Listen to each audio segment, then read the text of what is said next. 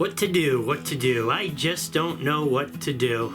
With all the shakeups in the bowling ball manufacturing industry, I have been at a loss. I don't know what to do.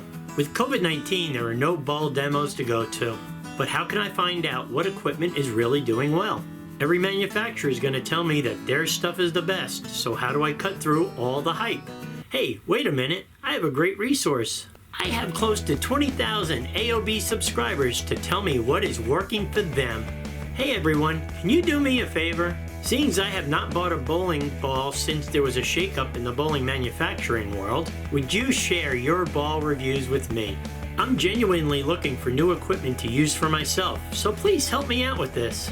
In the meantime, I'm going to work with some of my older stuff, experimenting with it by changing surfaces to see what's going to work best for me out there.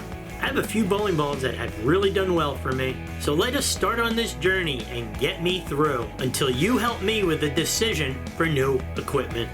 Let's meet the balls I have chosen to work with.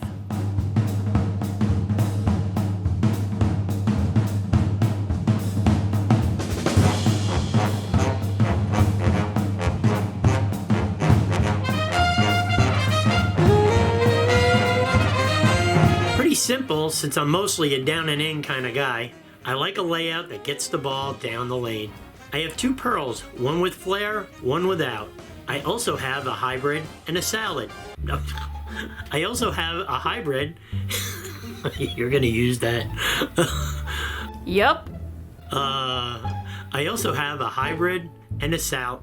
And I also have a hybrid and a solid. Why I have salad on the brain?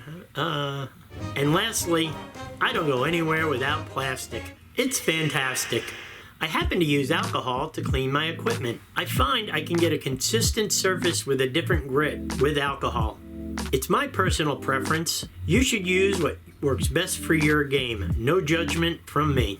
I started by taking my solid to 600 grit.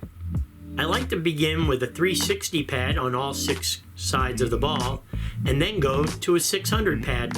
Much like sanding a piece of wood, you start with a coarse grit first, and then bring it up to the desired smoothness.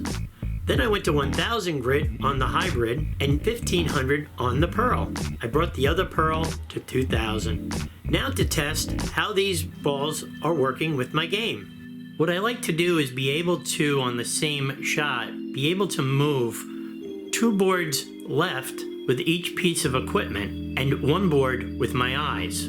That is what works for me. It gives me the ability to keep things in front of me with a reaction that I am comfortable with.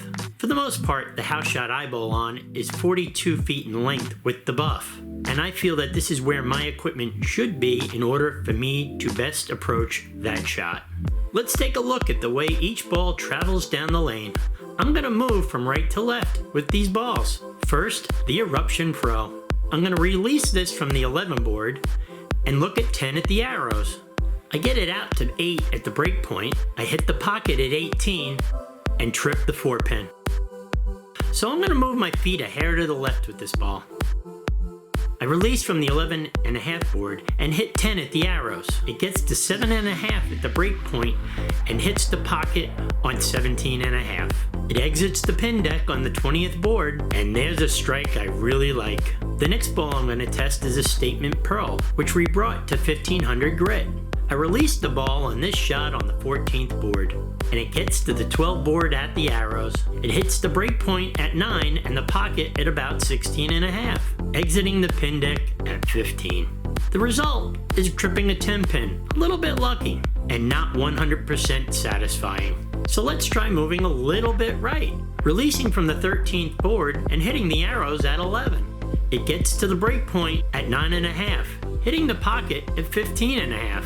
It looks like that ball left the deck at about 16 to 16.5. Not what I wanted to do, but did the ball and the head pin do what I think they did? I'll have to look at that one more closely. Let's try that shot again. I'll move a little bit further right to about 12 for the release point, while moving my eyes to 10 at the arrows. The ball travels to 7 at the break point. It charges through the pocket at 17.5 and leaves the pin deck at 18. That is the look I am looking for with that ball. I think I just found my benchmark ball. Okay, time for the hybrid. This I have at 1000 grit. I release it from 16 on the first shot. It hits the arrows at 11.5, slides down to the break point at 7, and enters the pocket light at 15, leaving the pin deck at 13. Hey, what just happened there? Did that ball really take out the 1, 3, and 6? I have to look into that one day soon. Now for the solid. I move left and I'm releasing the solid from 18, targeting the arrows at 13.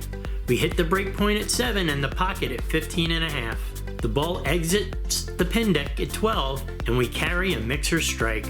Wait a minute, did that happen again? What a weird practice session this has been so far.